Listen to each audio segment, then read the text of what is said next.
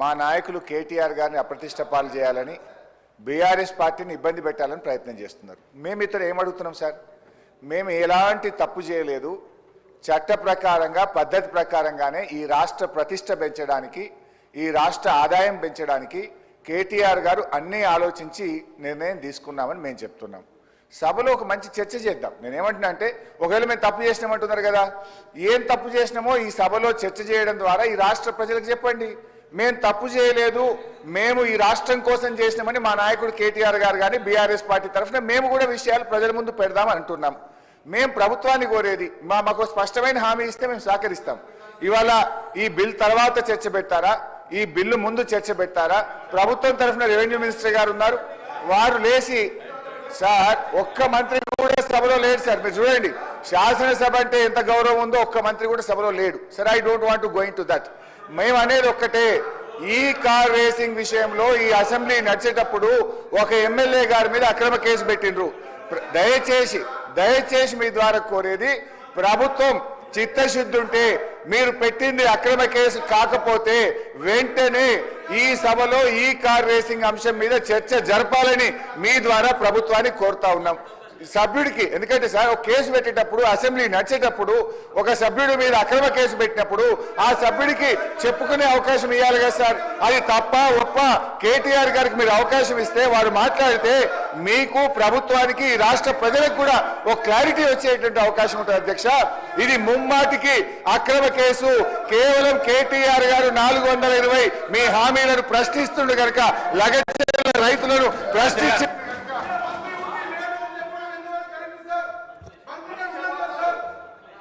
అధ్యక్ష,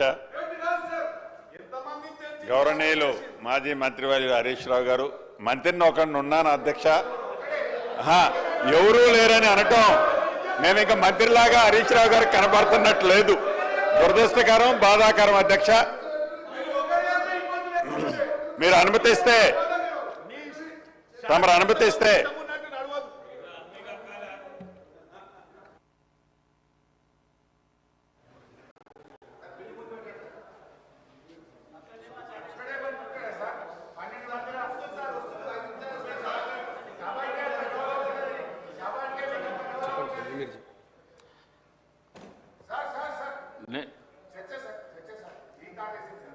LA minister